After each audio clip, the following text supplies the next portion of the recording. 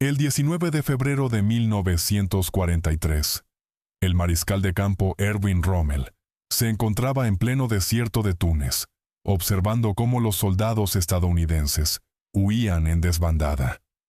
Su Afrika Korps había atravesado las posiciones norteamericanas en el paso de Kasserine con la misma facilidad con la que una cuchilla atraviesa el papel.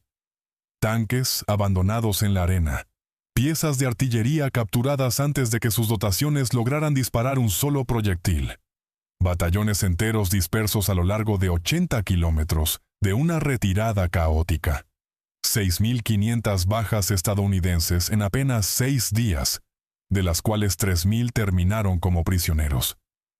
Esa misma noche, Rommel le escribió a su esposa con un tono que rozaba la satisfacción. Los americanos, anotó, todavía no habían aprendido a combatir.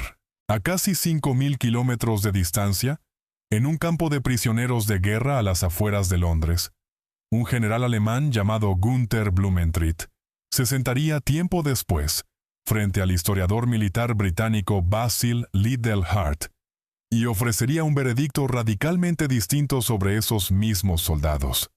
Dijo que consideraban al general Patton con enorme respeto, como el más agresivo de todos los generales blindados aliados, un hombre de una iniciativa asombrosa y de una capacidad de acción fulminante. Explicó que sus operaciones les habían impresionado profundamente, probablemente porque se acercaba más que ningún otro al concepto clásico alemán de lo que debía ser un comandante militar.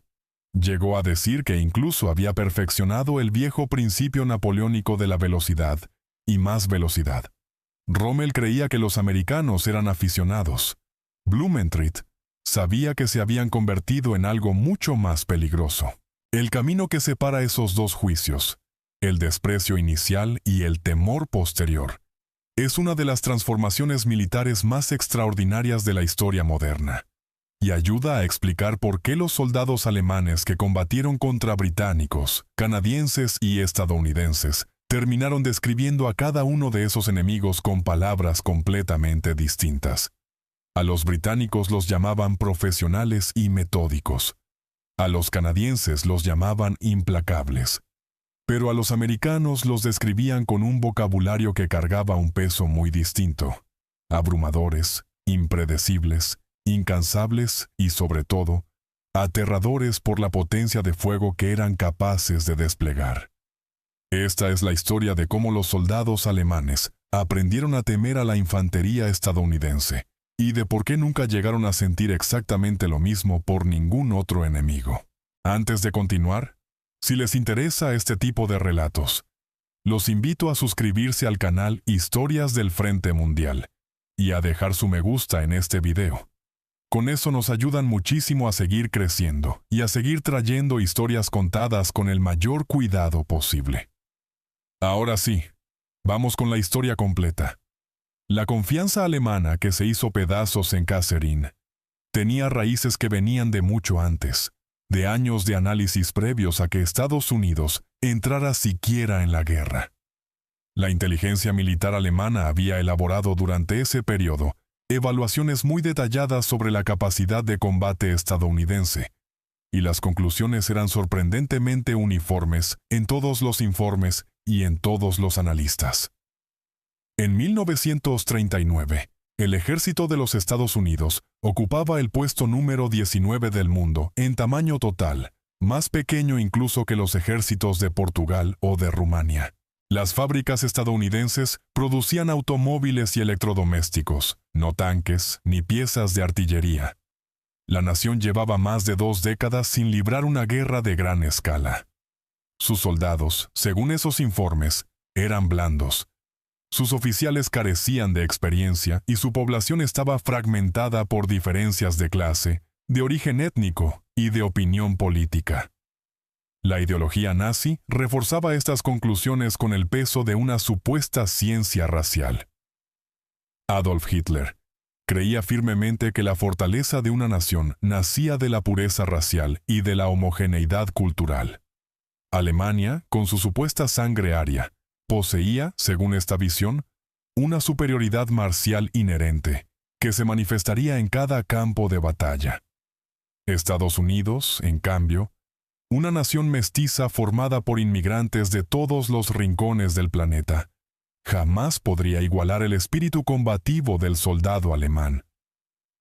Hitler llegó a decirle a su círculo más cercano que no veía mucho futuro para los americanos. Según él, todo en la sociedad estadounidense revelaba debilidades fundamentales. Se preguntaba cómo podía esperarse que un Estado así se mantuviera unido bajo la presión terrible de una guerra industrial moderna. El recuerdo de la Primera Guerra Mundial parecía confirmar todos estos prejuicios. Las tropas estadounidenses habían llegado a Francia en 1917 y habían actuado de manera correcta en las campañas finales del conflicto, pero habían entrado tarde. Habían sufrido bajas relativamente ligeras comparadas con las de las potencias europeas, y su aporte a la dirección estratégica de la guerra había sido mínimo. Los oficiales alemanes que se habían enfrentado a aquellos jóvenes reclutas americanos en la ofensiva de Mosa-Argona los recordaban como entusiastas pero indisciplinados, valientes pero tácticamente ingenuos, dispuestos a lanzarse en ataques frontales pero incapaces de sostener operaciones más complejas. Que sus hijos pudieran ser fundamentalmente distintos les parecía poco creíble a hombres que habían dedicado toda su carrera al estudio del arte de la guerra. Cuando las fuerzas estadounidenses finalmente se enfrentaron a la Wehrmacht en combate real, en Kasserine, todos esos supuestos parecieron confirmarse por completo. El mayor general Lloyd Fredendall comandaba el segundo cuerpo estadounidense con una incompetencia tan espectacular que más tarde se convertiría en caso de estudio obligado en academias militares de todo el mundo. Había dispersado sus fuerzas a lo largo de casi 50 kilómetros de frente, dejando unidades aisladas e incapaces de apoyarse entre sí. Había instalado su cuartel general en un elaborado búnker excavado en la ladera de una montaña, a más de 100 kilómetros por detrás de la línea de combate que se suponía debía dirigir. Sus órdenes eran confusas, sus comunicaciones deficientes y su comprensión de la situación táctica prácticamente inexistente. Los ingenieros que deberían haber estado preparando posiciones defensivas para sus tropas estaban, en cambio, excavando su puesto de mando subterráneo. Sus soldados habían entrenado durante meses en Inglaterra y en el norte de África, pero los ejercicios de entrenamiento y el combate real son experiencias fundamentalmente distintas. Muchos de los reemplazos habían llegado apenas días antes de la batalla, algunos sin haber completado siquiera su instrucción básica. Rommel atacó el 14 de febrero de 1943, con la confianza de un comandante que llevaba 2 años derrotando a las fuerzas británicas a lo largo de todo el desierto del norte de África. Sus divisiones Panzer se abrieron paso por huecos en la línea americana que jamás deberían haber existido. Las posiciones de artillería fueron desbordadas antes de poder disparar salvas efectivas. Unidades de infantería se desmoronaron y huyeron sin recibir orden alguna, abandonando equipo por valor de millones de dólares en la arena del desierto. Tanques americanos, sorprendidos a campo abierto sin apoyo de infantería, ardieron bajo el fuego certero de los cañones alemanes de 88 milímetros, que ya se habían ganado una reputación temible. La retirada se convirtió en una desbandada que sembró el pánico en toda la retaguardia americana. Los oficiales perdieron contacto con sus hombres en medio de la confusión. Unidades que deberían haberse apoyado mutuamente combatieron aisladas y fueron destruidas una por las fuerzas alemanas concentradas. Miles de prisioneros marcharon hacia el cautiverio alemán, aturdidos por la rapidez y la contundencia de su derrota. Omar Bradley, quien más tarde comandaría la fuerza estadounidense más grande de toda la historia durante la invasión de Francia, calificó Kasserine como, probablemente, la peor actuación del ejército de los Estados Unidos en toda su historia. Era un juicio duro, pero no injusto. Todo lo que podía salir mal, salió mal. El liderazgo falló en cada nivel. La coordinación entre unidades se derrumbó por completo. La pericia táctica que solo llega con la experiencia estaba completamente ausente. Los comandantes alemanes sacaron las conclusiones más obvias de aquel desastre. Creyeron que los americanos carecían de la dureza y la cohesión necesarias para sostener un combate prolongado contra soldados profesionales que llevaban años luchando. Que su abundancia material no podía compensar su incompetencia táctica ni su mal liderazgo. Que su población diversa producía soldados sin la cohesión ni el espíritu combativo que nace de una identidad nacional compartida. Rommel escribió que los americanos necesitarían meses, quizás años, para convertirse en adversarios que valiera la pena respetar. Otros generales alemanes fueron todavía menos generosos en sus valoraciones privadas y esperaban que futuros encuentros produjeran resultados igual de sencillos. Pero Rommel era demasiado inteligente y demasiado experimentado como para dejar que una primera impresión se convirtiera en un prejuicio permanente. Ya había cometido ese error antes, en el desierto, subestimando a los británicos en las primeras campañas antes de aprender a respetar su tenacidad y su profesionalismo. En los días siguientes a Kasserine, algo llamó su atención que no encajaba con sus expectativas. Los americanos no se estaban comportando como suele comportarse un ejército derrotado. No estaban desmoralizados ni pasivos. No esperaban a que alguien más resolviera sus problemas. Se estaban reorganizando con una velocidad que parecía casi antinatural, como si la derrota hubiera despertado algo en ellos, en lugar de quebrar su espíritu. En cuestión de semanas después del desastre, todo cambió de una manera que debería haber alarmado a la inteligencia militar alemana. Dwight Eisenhower relevó a Fredendall del mando y envió a George Patton a tomar el control del segundo cuerpo. Patton se lanzó sobre aquella formación desmoralizada como una fuerza de la naturaleza, un torbellino de energía, de furia y de exigencia absoluta de excelencia que transformó el ambiente de la noche a la mañana. Exigía disciplina con una intensidad que rozaba la obsesión. Soldados que semanas antes habían huido desordenadamente por el desastre de Kasserine, se encontraron formando en posición de firmes, puliendo sus botones, usando casco y corbata en todo momento, y entrenando más duro de lo que jamás habían entrenado en toda su vida. Patton multaba personalmente a los oficiales que aparecían sin el uniforme correcto. Amenazaba con someter a consejo de guerra a cualquiera que mostrara cobardía bajo fuego. Era grosero, teatral y absolutamente inflexible con sus estándares. Exigía a sus hombres sin descanso porque entendía algo que Rommel apenas empezaba a sospechar. Los americanos que se habían derrumbado en Kasserine todavía no eran soldados de verdad, pero podían llegar a serlo. Y llegarían a serlo mucho más rápido de lo que cualquier persona en el alto mando alemán creía posible. Esa transformación se reveló con una claridad brutal en el Getar, el 23 de marzo de 1943, apenas 4 semanas después de que terminara el desastre de Kasserine. Patton posicionó sus fuerzas a lo largo de los accesos a un paso estratégico y preparó posiciones defensivas con un cuidado que había estado completamente ausente en febrero. Esperó el inevitable contraataque alemán con confianza, no con angustia.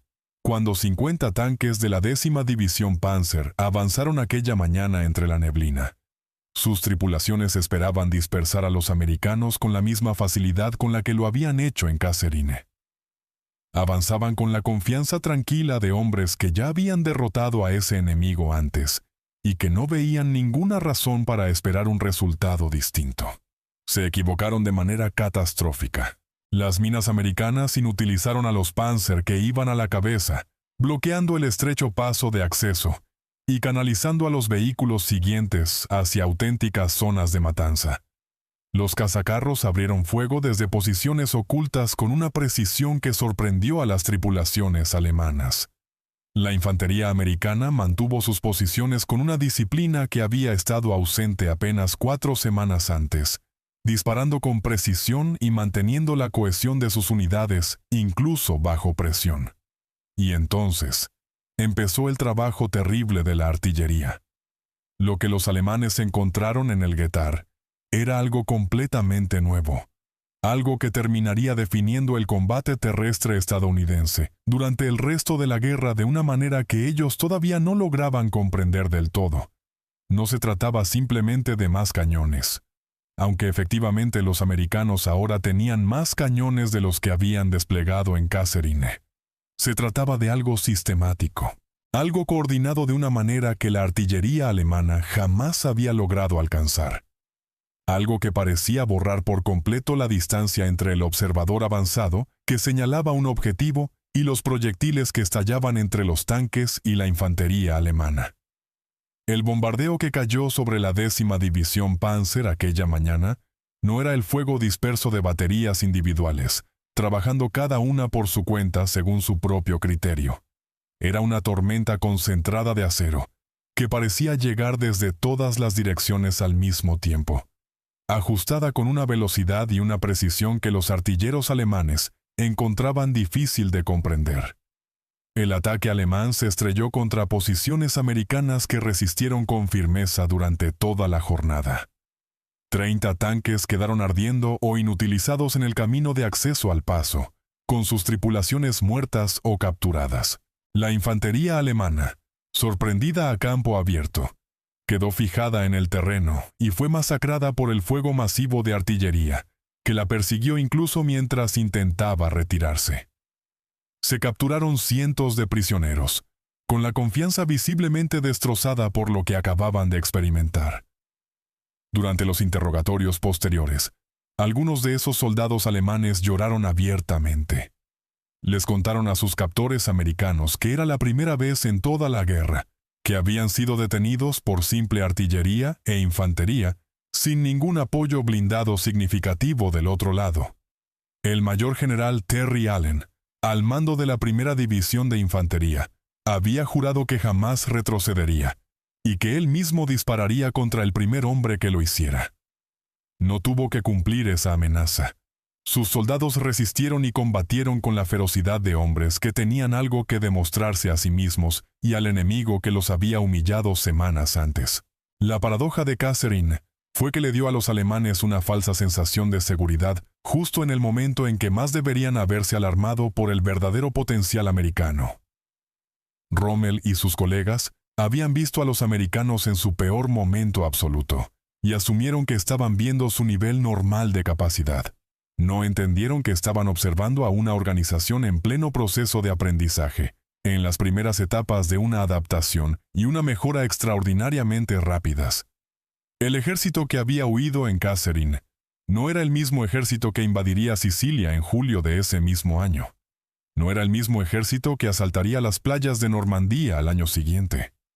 Ni siquiera era el mismo ejército que terminaría la campaña de Túnez apenas 3 meses después. Para mayo de 1943, la guerra en el norte de África había terminado.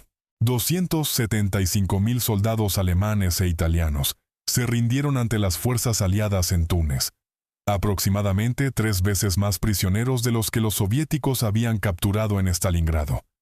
Los mismos americanos que habían entrado en pánico bajo el primer golpe de Rommel, ahora se contaban entre los vencedores, aceptando rendiciones alemanas y procesando equipo capturado. Los oficiales de inteligencia alemanes que analizaron la campaña en sus informes posteriores tuvieron serias dificultades para explicar lo que había ocurrido. Los americanos habían sido arrasados en febrero. Para mayo, estaban conduciendo operaciones ofensivas con una destreza y una agresividad comparables a las de formaciones veteranas con años de experiencia en combate. La velocidad de esa mejora desafiaba todos los modelos con los que los planificadores alemanes estimaban la capacidad de sus enemigos. El propio Rommel entendió, mejor que casi nadie, lo que había presenciado en aquellos últimos meses de la campaña africana. En un pasaje de sus escritos que se publicaría después de la guerra, reflexionó con una franqueza poco habitual sobre sus antiguos adversarios. Escribió que en Túnez los americanos habían tenido que pagar un precio muy alto por adquirir experiencia, pero que ese precio les había dado dividendos enormes. Reconoció que, incluso en aquel momento, los generales americanos ya mostraban un manejo táctico de sus fuerzas notablemente avanzado, aunque admitió que tendrían que esperar a ver al ejército de Patton en Francia para presenciar los logros más asombrosos en materia de guerra de movimiento. El mismo hombre que en febrero había descartado a los soldados americanos como aficionados sin remedio, ya estaba prediciendo, para la primavera siguiente, su futuro dominio del campo de batalla. Lo que Rommel estaba presenciando, aunque todavía no lograba expresarlo del todo en términos doctrinales, era el surgimiento de un sistema militar completamente distinto a cualquier cosa que los alemanes hubieran enfrentado antes en sus campañas previas. El soldado americano individual podía ser, o no ser, igual a su contraparte alemana en entrenamiento, motivación o destreza táctica bruta. Pero la destreza individual era apenas una variable dentro de una ecuación mucho más compleja que determinaba el resultado real de las batallas. Los americanos estaban construyendo algo que multiplicaba la eficacia de cada fusilero, de cada tripulación de tanque, de cada batería de artillería, mucho más allá de lo que sus capacidades individuales por sí solas podrían sugerir. Estaban construyendo, en esencia, una máquina integrada para librar la guerra industrial moderna. El corazón de esa máquina era el sistema de artillería americano, y los soldados alemanes llegarían a temer a la artillería estadounidense más que a cualquier otra arma que enfrentaran en el frente occidental. Los veteranos y oficiales alemanes que sobrevivieron a la guerra identificaron sistemáticamente a la artillería americana como el arma que más temían, más que los tanques, con su blindaje grueso y sus potentes cañones, más que los cazabombarderos que dominaban los cielos durante el día, más que cualquier otra cosa en el campo de batalla. La razón no era simplemente el volumen de fuego, aunque los cañones americanos efectivamente disparaban más proyectiles con más frecuencia de lo que los cañones alemanes podían igualar. La razón real era todo un sistema integrado de control de fuego que no tenía equivalente en ningún otro ejército del mundo, incluyendo a la temida Wehrmacht. El centro de dirección de fuego americano se había desarrollado en Fort Sill, Oklahoma, durante los años tranquilos que separaron ambas guerras mundiales, cuando la mayoría de las naciones recortaba sus presupuestos militares y prestaba poca atención a la innovación en materia de artillería. A diferencia de los sistemas británico o alemán, donde los observadores avanzados controlaban directamente sus propias baterías a través de enlaces de comunicación fijos, y cada batería operaba de manera relativamente independiente. El sistema americano centralizaba el control de fuego a nivel de batallón de una forma que multiplicaba enormemente su efectividad. Cualquier observador, en cualquier punto del campo de batalla, podía solicitar el fuego de cualquier batería que estuviera dentro de su alcance, sin necesidad de tener ninguna relación previa con esa unidad.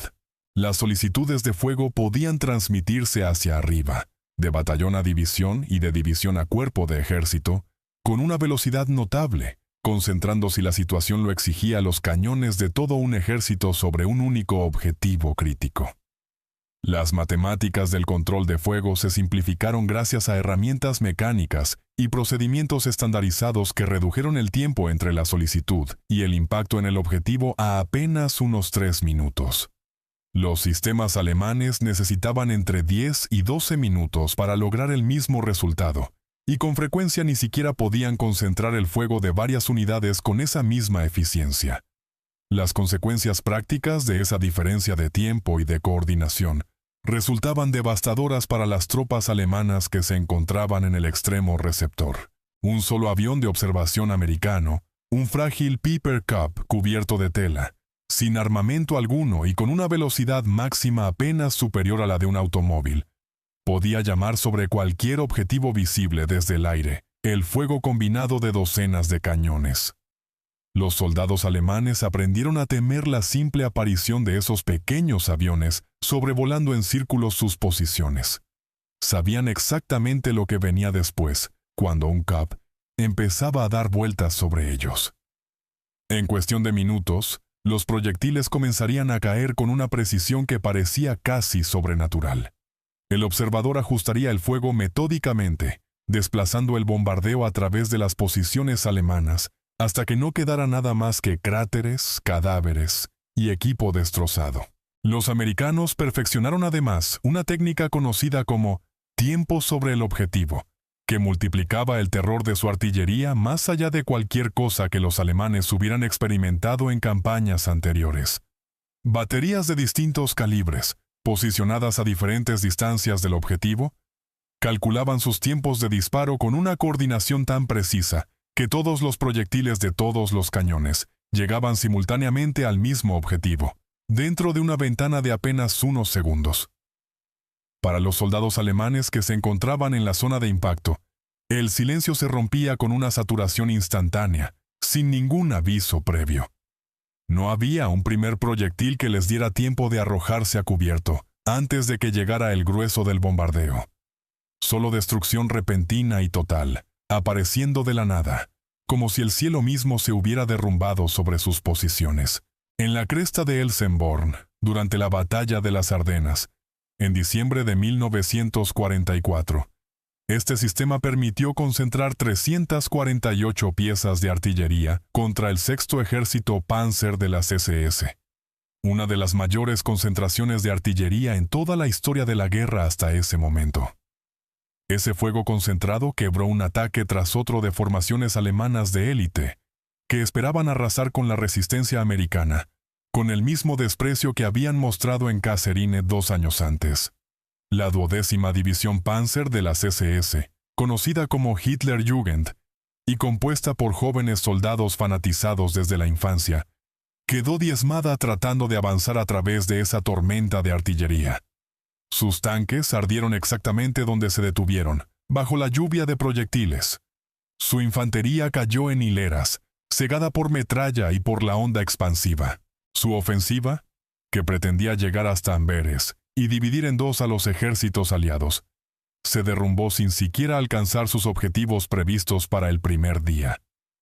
La introducción de la espoleta de proximidad para el combate terrestre, en diciembre de 1944, añadió otra dimensión de horror a la artillería americana que las tropas alemanas jamás habían experimentado. Los americanos habían invertido más de $1.000 millones en desarrollar y producir un pequeño sistema de radar, lo suficientemente compacto como para caber dentro de un proyectil de artillería, uno de los programas de armamento más ambiciosos de toda la guerra, solo por detrás de la propia bomba atómica. La espoleta detectaba el suelo mientras el proyectil descendía y provocaba la detonación a la altura óptima para maximizar el efecto de la fragmentación, típicamente unos 9 metros por encima de la superficie, en el caso de la artillería de campaña estándar. Proyectiles que normalmente se habrían enterrado en tierra blanda antes de explotar, desperdiciando buena parte de su energía letal, ahora estallaban en el aire y arrojaban metralla hacia abajo sobre tropas, que hasta entonces habían encontrado una protección razonable en trincheras y pozos de tirador. El efecto resultaba entre 5 y 10 veces más letal que la artillería convencional contra posiciones de infantería atrincheradas. Prisioneros alemanes capturados durante la ofensiva de las Ardenas contaron que algunos de sus compañeros preferían cargar directamente contra las posiciones americanas antes que soportar la artillería con espoleta de proximidad. Preferían el riesgo de morir de un disparo en un asalto directo a la certeza de quedar destrozados por la metralla que caía desde arriba, mientras se acurrucaban en sus pozos. El general George Patton escribió al Departamento de Guerra con una satisfacción que no se molestó en disimular, hablando de esta nueva arma y de sus efectos. Describió el nuevo proyectil con la espoleta especial como devastador, y relató que habían sorprendido a un batallón alemán que intentaba cruzar el río Sauer, con una concentración de fuego de un solo batallón americano, matando, según el conteo real, a 702 soldados enemigos. El volumen absoluto de la producción de munición americana desafiaba toda comprensión alemana y hacía que su propia situación logística pareciera desesperada en comparación. Una sola batería del 337º Batallón de Artillería de Campaña disparó su proyectil número 300.000 entre junio de 1944 y marzo de 1945. Una cifra que habría agotado por completo las reservas de munición de un cuerpo de ejército alemán entero. Para el cruce del Rin del 9º Ejército Americano, en marzo de 1945, 2.070 cañones abrieron fuego a un ritmo superior a los 1.000 proyectiles por minuto. Más de 65.000 proyectiles disparados en un solo bombardeo que apenas duró poco más de una hora. La artillería alemana, obligada a racionar cada proyectil y forzada a operar con una mezcla logísticamente pesadillesca de cañones capturados de toda Europa ocupada, cada uno de los cuales requería un tipo distinto de munición, no tenía forma alguna de igualar semejante volumen de fuego. El general Hans Eberbach, al mando del Quinto Ejército Panzer en Normandía, documentó en sus informes que su artillería incluía cañones fabricados en Francia, en Checoslovaquia, en Polonia y en la Unión Soviética, además de los propios cañones alemanes, cada uno de ellos requiriendo calibres de munición distintos, repuestos distintos, procedimientos de mantenimiento distintos y entrenamiento distinto para sus dotaciones. Un proyectil fabricado en una fábrica no encajaba en un cañón fabricado en otra. Los americanos, en cambio, estandarizaron absolutamente todo su arsenal. Un proyectil fabricado en Ohio encajaba perfectamente en un cañón ensamblado en Michigan, servido por una tripulación entrenada en Oklahoma. La misma lógica industrial que Henry Ford había utilizado para revolucionar la producción de automóviles, ahora se aplicaba, con la misma eficiencia, a la construcción de ejércitos enteros. La artillería era solo un elemento del sistema americano, pero ilustraba a la perfección el patrón más amplio que hacía a las fuerzas estadounidenses tan formidables, una vez alcanzaban su plena madurez operativa. Allí donde soldados alemanes individuales podían superar a soldados americanos individuales, en enfrentamientos de pequeñas unidades o en combates directos, los americanos habían creado multiplicadores de fuerza que magnificaban la eficacia de cada hombre en uniforme mucho más allá de lo que su desempeño individual haría suponer. El apoyo aéreo cercano se integraba con las operaciones terrestres mediante un sistema de controladores aéreos avanzados que podían llamar a cazabombarderos en cuestión de minutos tras identificar un objetivo, con frecuencia más rápido de lo que las unidades alemanas lograban reaccionar. Cada división americana estaba completamente motorizada, con transporte propio de camiones, lo que le daba una movilidad que las formaciones alemanas, todavía dependientes de caballos para buena parte de su transporte logístico, jamás lograron igualar en operaciones sostenidas. La cadena logística que sostenía las operaciones americanas parecía no tener fondo a ojos de los observadores alemanes. Cuando se destruían tanques, llegaban tanques nuevos en cuestión de días desde depósitos que nunca parecían vaciarse. Cuando se agotaba la munición, aparecía más munición en cuestión de horas, transportada en camiones que seguían llegando sin importar las pérdidas sufridas en el camino. El flujo nunca se detenía, y ni siquiera parecía disminuir. Normandía se convirtió en el terreno de prueba donde todos estos sistemas americanos alcanzaron su plena madurez y demostraron capacidades que dejarían a los sobrevivientes alemanes profundamente marcados. Cuando las fuerzas estadounidenses desembarcaron el 6 de junio de 1944, se enfrentaron de inmediato a desafíos tácticos que amenazaban con estancar toda la invasión en sus primeras semanas críticas. El terreno del Bocage, tierra adentro desde las playas, era una auténtica pesadilla de setos ancestrales. Terraplenes de tierra de hasta 5 metros de altura coronados por vegetación densa, que se había acumulado durante siglos, convirtiendo cada pequeño campo en una fortaleza natural. Los tanques no podían atravesar los setos sin trepar por encima de ellos, exponiendo su delgado blindaje inferior al fuego anticarro de defensores que dominaban todos los ángulos posibles. La infantería que avanzaba sin apoyo blindado era masacrada por ametralladoras alemanas posicionadas con campos de fuego cruzados sobre cada campo.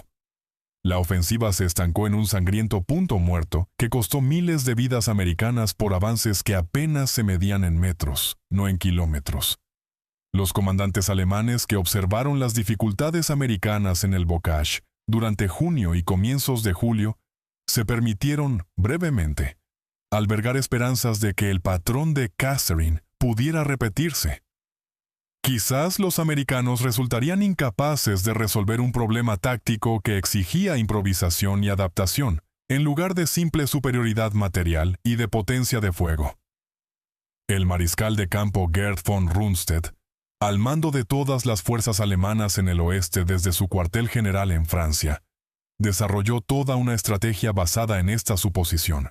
Decidió contener con un mínimo de fuerzas el sector británico alrededor de Caen, donde los ataques metódicos y planificados de Montgomery podían preverse con días de anticipación, mientras concentraba sus reservas móviles contra los americanos, donde el terreno favorecía tan claramente a la defensa alemana. Esa estrategia quizás habría funcionado contra un enemigo distinto, con menor capacidad de aprendizaje institucional rápido. No funcionó contra los americanos de 1944.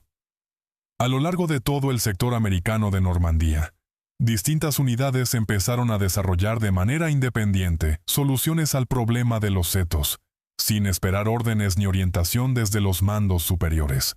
Tripulaciones de tanques soldaron dientes de acero, cortados de los obstáculos de playa alemanes que sembraban la costa normanda, directamente sobre el casco de sus vehículos, creando dispositivos improvisados capaces de desgarrar los terraplenes de tierra a ras de suelo, en lugar de tener que trepar por encima de ellos. Los pelotones de infantería desarrollaron tácticas completamente nuevas para despejar cada campo de manera sistemática, coordinándose con tanques y artillería en secuencias que la doctrina existente jamás había especificado, simplemente porque nadie había anticipado exactamente ese problema. Los ingenieros experimentaron con cargas explosivas, demoliciones y toda clase de soluciones mecánicas. Las soluciones se difundieron lateralmente de una unidad a otra, a través de redes informales de comunicación. Sin esperar la aprobación de división ni de cuerpo de ejército, la cultura militar americana no solo toleraba esta improvisación surgida desde la base, fuera de los canales oficiales, sino que la fomentaba activamente en todos los niveles. El sargento Curtis Cullen, de la Segunda División Blindada, creó la innovación más famosa de toda la campaña de Normandía, utilizando acero de desecho recuperado precisamente de los obstáculos de playa, que el propio Rommel había ordenado instalar a lo largo de la costa de invasión. Fabricó unos dientes o púas que permitían a los tanques Sherman atravesar los setos a ras de suelo, en lugar de trepar por encima de ellos y exponer su parte inferior, mucho más vulnerable, al fuego anticarro alemán. El general Omar Bradley presenció una demostración del dispositivo y ordenó de inmediato su producción en masa.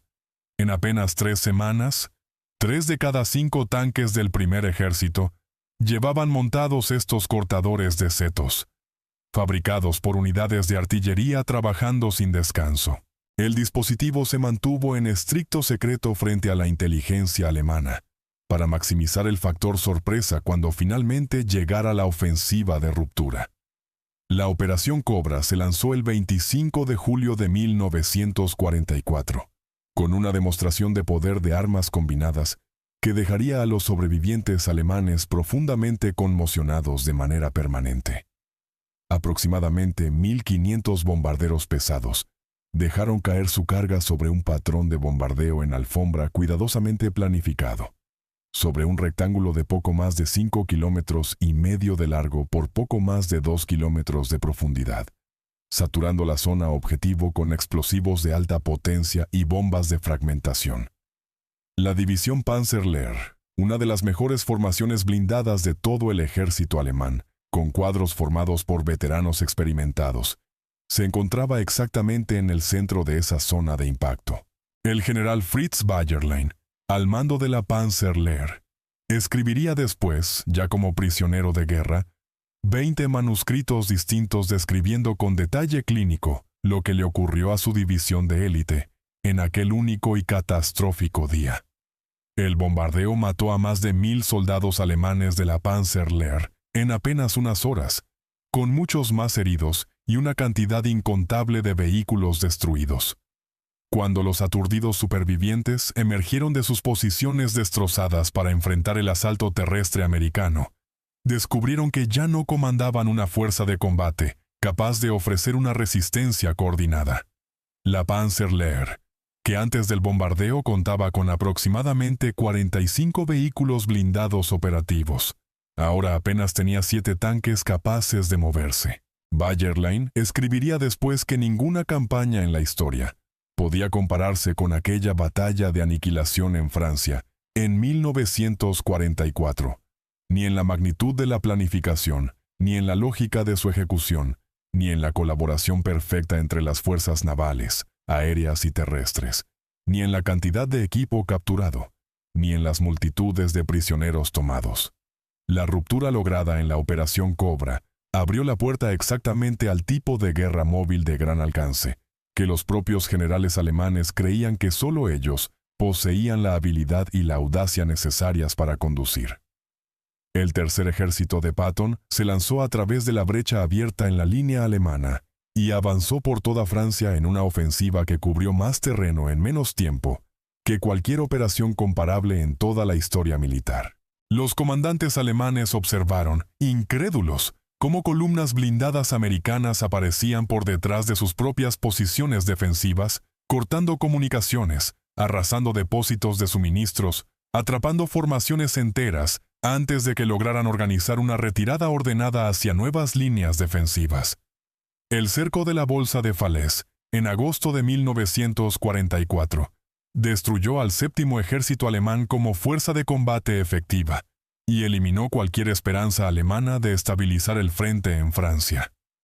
Aproximadamente 60.000 soldados alemanes quedaron atrapados en un perímetro cada vez más reducido, bajo ataque continuo de fuerzas terrestres por todos los flancos, y de un poder aéreo que golpeaba sin descanso cada vez que la visibilidad lo permitía. 10.000 soldados alemanes murieron dentro de la bolsa. 50.000 se rindieron cuando la posibilidad de escapar se volvió imposible y seguir resistiendo dejó de tener sentido. El general Heinrich von Luttwitz, de la segunda división Panzer, contempló después la carnicería y describió la escena con palabras que rozaban el horror. Montañas de vehículos, caballos muertos y soldados muertos esparcidos por toda la carretera, un número que seguía creciendo con cada hora que pasaba. Eisenhower recorrió personalmente el campo de batalla 2 días después de que la bolsa terminara de cerrarse, y escribió que aquellas escenas solo podían describirse recurriendo a Dante. Era literalmente posible caminar cientos de metros seguidos sin pisar otra cosa que carne muerta y en descomposición. Los comandantes alemanes que habían descartado la calidad combativa americana en Kasserine ahora tenían serias dificultades, en sus informes y en interrogatorios posteriores, para explicar lo que había ocurrido en Francia. El general Heinz Guderian, el máximo teórico alemán de la guerra blindada y el hombre que había desarrollado los conceptos de guerra relámpago que conquistaron Francia en 1940, fue interrogado después de la guerra sobre su valoración profesional de las operaciones americanas. Admitió que había escuchado mucho sobre el general Patton y reconoció que había conducido una excelente campaña. Dijo que, desde el punto de vista de un especialista en tanques, debía felicitarlo por su victoria, ya que había actuado exactamente como él mismo habría actuado de encontrarse en su lugar y ante circunstancias similares. Viniendo de Guderian, el maestro reconocido de la guerra mecanizada, aquello era un elogio profesional verdaderamente extraordinario. Alfred Jodl, jefe de operaciones del alto mando supremo alemán durante toda la guerra, fue todavía más directo en su valoración de las consecuencias estratégicas. Confesó, durante su cautiverio, que la guerra ya estaba perdida en el frente occidental desde el momento de la ruptura y del inicio de la guerra de movimiento en Francia. El ejército alemán que había mostrado tanta confianza frente a los americanos en Kasserine había quedado destrozado, más allá de toda posibilidad de recuperación, en Normandía. La batalla de las Ardenas, en diciembre de 1944, fue el último intento desesperado de Hitler por revertir ese veredicto mediante una gran ofensiva sorpresa. Reunió las últimas reservas estratégicas del ejército alemán, incluyendo divisiones Panzer de élite de las SS, cuidadosamente reconstruidas después de la paliza sufrida en Francia, y las lanzó contra lo que la inteligencia alemana indicaba que era el sector más débil de toda la línea aliada, en el bosque de las Ardenas. La ofensiva se basaba, en parte, en la suposición de que los soldados americanos se derrumbarían ante un ataque alemán sorpresivo y decidido, tal como había ocurrido en Kasserine casi 2 años antes. Hitler seguía convencido de que los americanos eran, en el fondo, blandos, incapaces de resistir el choque de un ataque alemán repentino conducido por formaciones veteranas. La ofensiva de las Ardenas logró una sorpresa táctica completa cuando se desató el 16 de diciembre. Las fuerzas alemanas atacaron entre niebla y nieve, que dejó en tierra a la aviación aliada y anuló por completo la superioridad aérea americana. El asalto inicial hizo pedazos posiciones americanas débilmente defendidas a lo largo de un frente de más de 80 kilómetros, y envió ondas de choque a través de toda la estructura de mando aliada, hasta llegar al propio cuartel general de Eisenhower. Pero lo que ocurrió en los días siguientes demostró hasta qué punto el ejército americano se había transformado, de manera profunda e irreversible, desde aquellos días oscuros en Túnez. En la cresta de Lancerat, 22 soldados americanos resistieron una posición crítica contra una fuerza abrumadoramente superior.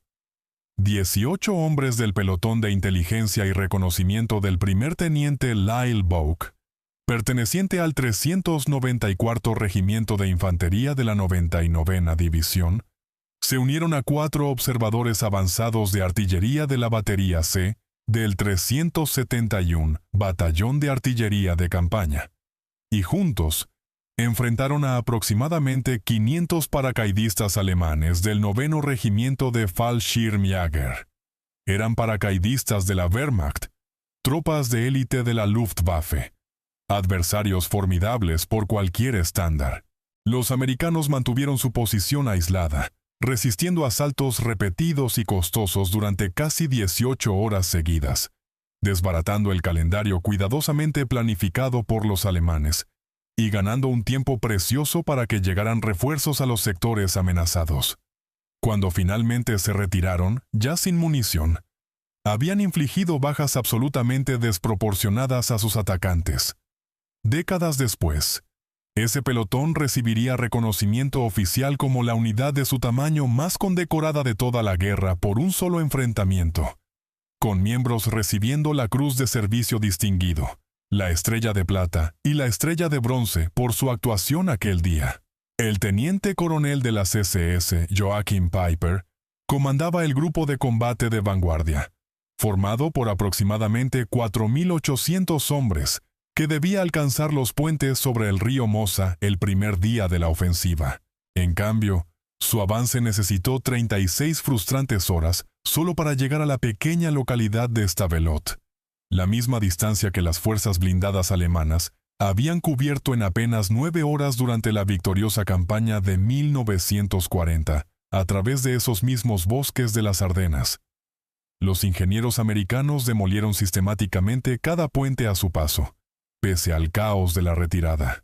Los soldados americanos vaciaron depósitos de combustible y les prendieron fuego antes de dejar que esa gasolina tan valiosa cayera en manos alemanas. Cada retraso le costaba a Patton un tiempo y un combustible que no podía permitirse perder.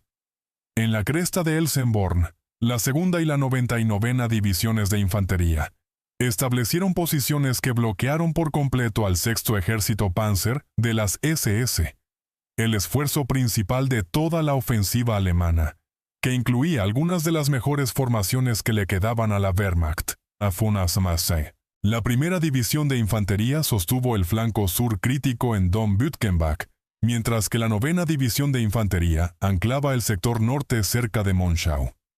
Juntas, estas 4 divisiones formaron una línea defensiva que los alemanes no lograron romper. Equipos de bazooka de la infantería americana acechaban y destruían vehículos blindados alemanes a corta distancia entre los bosques. La artillería americana concentraba su fuego con efectos devastadores.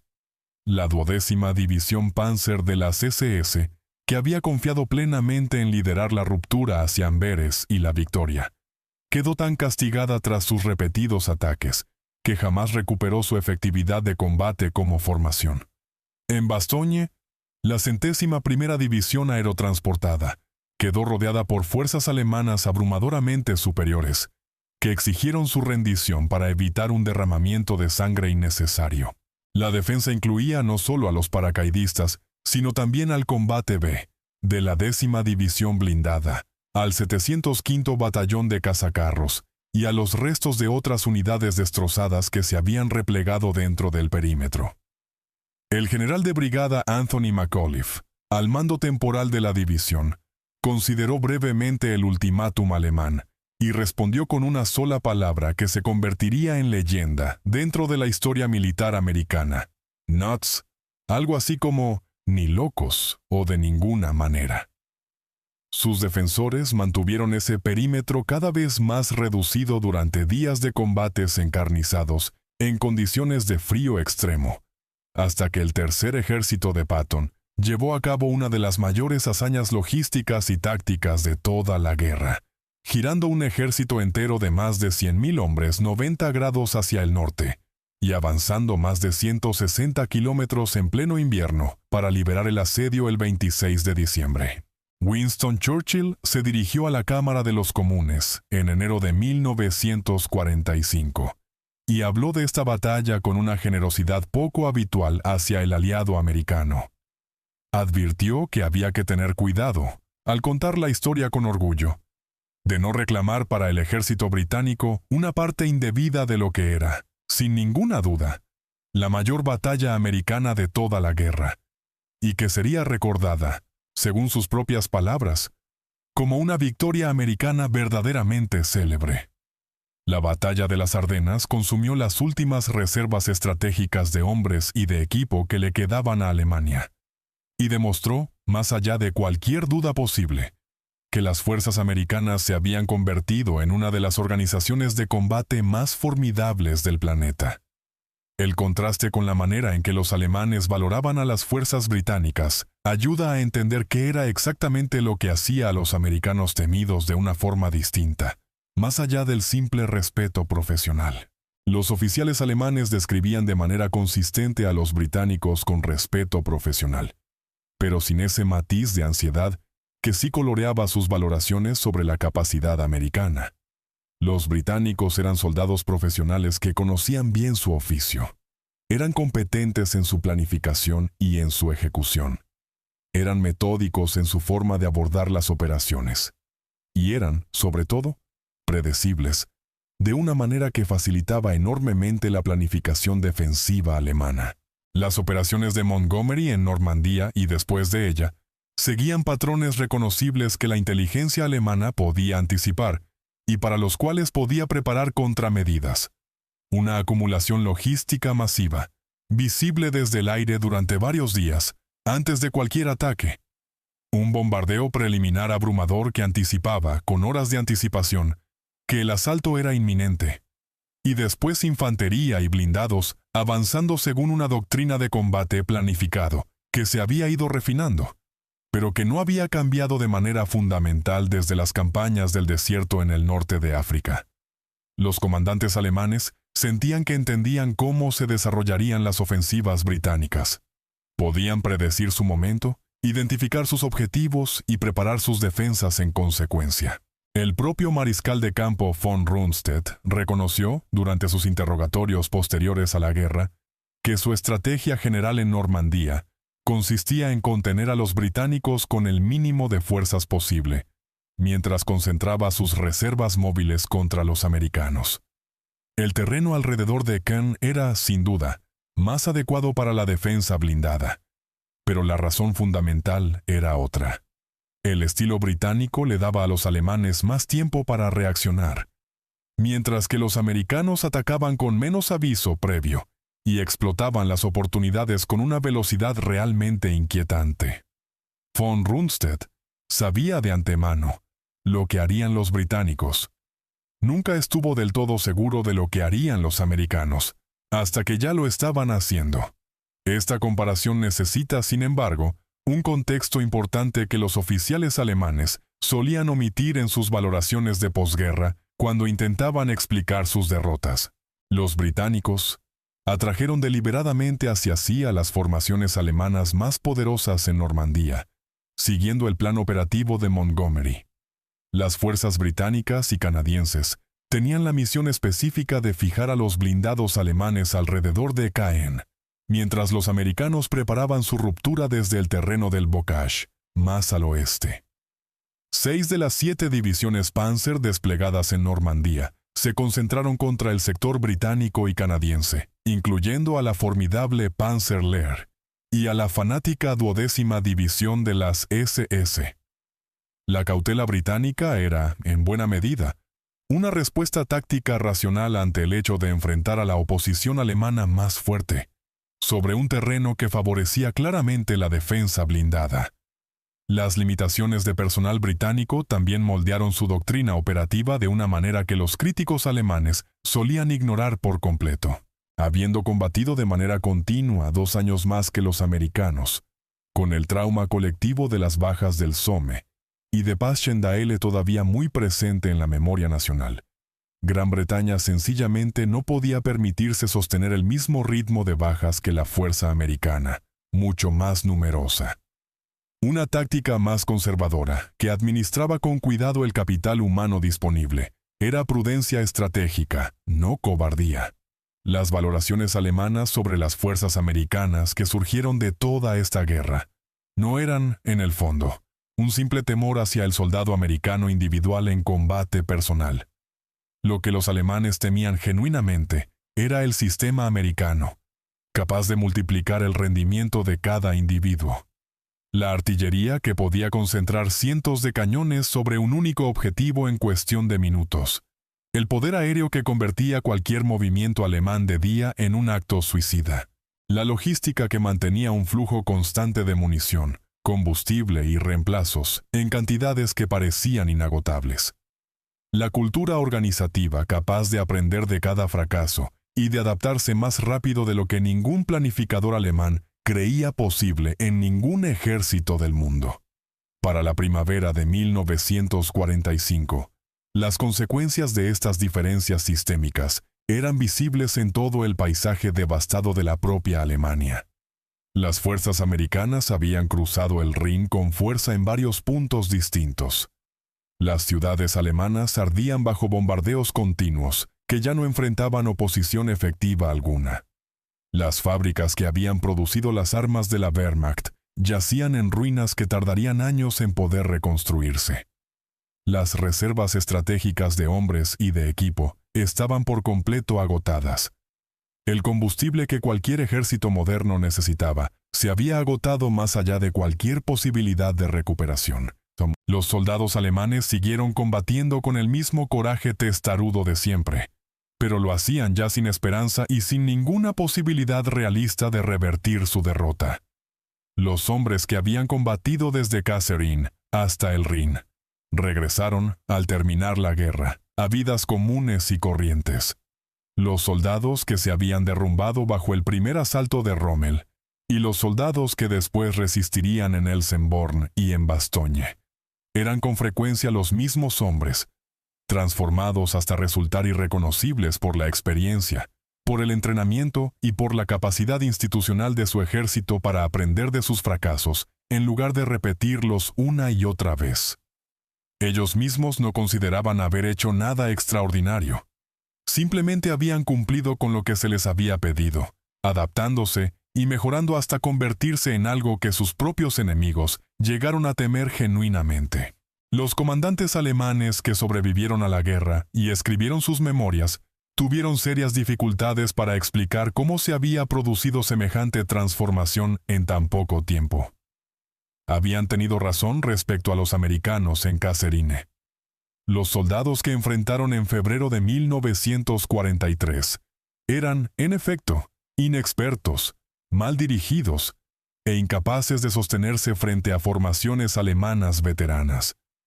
Pero se habían equivocado de manera catastrófica respecto a lo que esos mismos soldados podían llegar a ser en cuestión de meses, y no de años. Habían medido el potencial americano por el desempeño americano en las primeras etapas de la guerra, y habían concluido que cualquier mejora sustancial necesitaría un tiempo prolongado que, en definitiva, ya no tendrían. La mejora llegó mucho más rápido de lo que ningún modelo alemán había previsto. Las fábricas que construyeron aquellas armas hace tiempo que fueron cerradas o convertidas para usos pacíficos.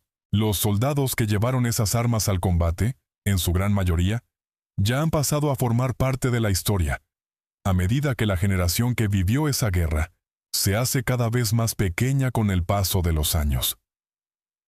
El conflicto que libraron terminó hace ya 8 décadas, pero el testimonio de lo que ocurrió sigue conservado en archivos, en memorias y en transcripciones de interrogatorios, disponible para cualquiera dispuesto a examinarlo con detenimiento. Los oficiales alemanes que enfrentaron a las fuerzas americanas dejaron valoraciones muy detalladas porque sus captores les pidieron que explicaran lo que habían vivido y por qué habían perdido la guerra. Describieron lo que observaron y lo que temieron. Explicaron, con sus propias palabras, por qué los americanos eran distintos de cualquier otro enemigo que hubieran enfrentado antes. Los americanos que se encontraron en Kasserine no eran los mismos americanos que después quebrarían a la Wehrmacht en Normandía y en las Ardenas. El ejército que huyó en febrero de 1943 se convirtió, para el verano de 1944, en un ejército que ninguna fuerza alemana lograba detener. Esa transformación se produjo porque el ejército americano construyó sistemas integrados capaces de multiplicar la eficacia individual, mucho más allá de lo que la habilidad en bruto, por sí sola, podía alcanzar. Se produjo porque la cultura americana trataba el fracaso como una oportunidad de aprendizaje, y no como un juicio permanente sobre la capacidad de nadie. Se produjo porque hombres comunes, provenientes de granjas, de fábricas y de ciudades repartidas por todo un continente inmenso, demostraron ser capaces de un crecimiento y de unos logros extraordinarios, cuando las circunstancias exigieron de ellos lo mejor de sí mismos. No eran superhombres con capacidades más allá de lo humano. Eran, simplemente, personas que supieron estar a la altura de un desafío extraordinario, cuando les llegó su momento de ser puestas a prueba. Y al hacerlo, le dieron al ejército alemán, que había conquistado buena parte de Europa y que parecía invencible, una razón muy real para sentir miedo. Si esta historia les pareció interesante, les pido de corazón que se suscriban al canal Historias del Frente Mundial y que dejen su me gusta en este video. Eso nos ayuda muchísimo a seguir compartiendo relatos importantes de la Segunda Guerra Mundial, que merecen ser recordados. Activen también la campanita de notificaciones para no perderse los próximos videos. Nos encantaría leerlos en los comentarios, ya sea que tengan alguna conexión familiar con esta historia o que simplemente disfruten aprendiendo sobre el pasado.